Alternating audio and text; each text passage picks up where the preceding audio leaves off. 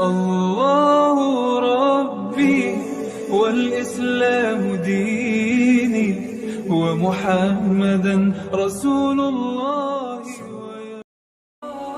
Assalamualaikum warahmatullahi wabarakatuh. Saudaraku yang dirahmati Allah Subhanahu wa Ta'ala, jumpa lagi dengan kami Alwas Channel.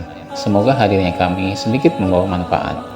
Besar harapan kami, semoga saudara semua selalu mendapat kemudahan segala urusan dunia maupun akhirat, diberi keberkahan, umur, rizki, keluarga, dan sebagainya dari Allah Subhanahu wa Ta'ala. Amin ya rabbal alamin.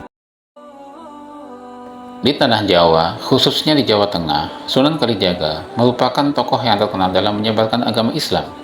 Ia menyampaikan khotbahnya dengan gaya yang sangat mengingatkan pada praktik budaya masyarakat Jawa pada saat itu.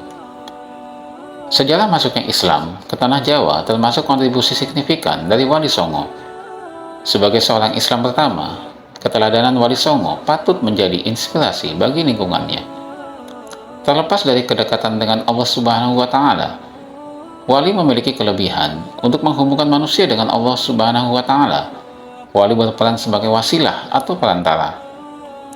Kata wali berasal dari kata Arab waliyullah, yang berarti orang yang mencintai dan dicintai oleh Allah Subhanahu wa Ta'ala. Sebaliknya, Songo yang berarti 9 dalam bahasa Jawa adalah sebuah nama. Sehingga kalimat Wali Songo dapat diterjemahkan menjadi 9 orang yang mencintai dan dicintai oleh Allah Subhanahu wa Ta'ala. Mengajarkan Islam adalah tugas suci mereka. Sunan Kalijaga adalah salah seorang Wali Songo yang menyebarkan dakwah Islam ke seluruh Jawa Tengah.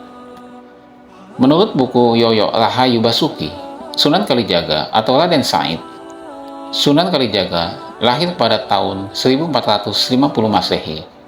Raden Said adalah nama sebenarnya. Ayahnya adalah seorang adipati dari Tuban, Tumenggung Wilatikta atau Raden Sahul. Sunan Kalijaga juga dikenal dengan nama Lokajaya, Syekh Malaya, Pangeran Tuban, dan Raden Abdurrahman. Konon, Sunan Kalijaga senang merampok saat masih remaja. Beberapa sumber mengklaim bahwa tindakannya didorong oleh rasa ketidakadilan yang dirasakan rakyat jelata karena harus membayar pajak atau upeti. Akhirnya, ia menghancurkan gudang makanan sebelum merampoknya dan memberikannya kepada mereka yang membutuhkan. Namun kenyataannya, apa yang dia lakukan mempermalukan ayahnya. Dengan demikian, dia diusir. Dikisahkan bahwa Sunan Kalijaga pernah bersiap untuk melakukan perampokan, namun setelah mengetahui korban yang dituju adalah Sunan Bonang, ia mengurungkan niat tersebut. Sunan Bonang akhirnya membantu Sunan Kalijaga menjadi muridnya.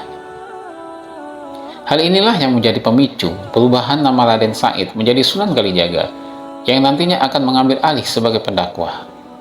Sunan Kalijaga menggunakan teknik yang langsung diterapkan dalam kehidupan masyarakat sehari-hari saat berdakwah.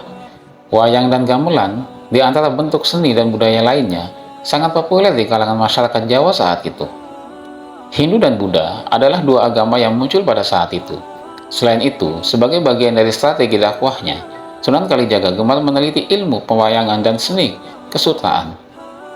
Sunan Kalijaga berdakwah menggunakan adat setempat tersebut melalui lakon wayang atau cerita merah, diiringi gamelan Jawa yang memasukkan ajaran Islam. Sunan Kalijaga berhasil mengekspresikan beberapa cerita wayang sehingga disukai masyarakat luas. Sunan Kalijaga menggunakan tembang Jawa selain wayang untuk menyebarkan agama Islam. Lagu-lagunya Lir Ilir, Turi-turi Putih, dan Lingsir Wengi termasuk yang paling terkenal. Serat Dawaruci, Sulu Bingung, dan Kidung Rumekso Ing Wengi adalah beberapa karya Sunan Kalijaga lainnya. Ajaran Sunan Kalijaga mudah dipahami oleh masyarakat umum ketika disampaikan melalui wayang dan tembang Jawa. Islam di wilayah Jawa paling baik diajarkan dengan cara ini, menurut Sunan Kalijaga.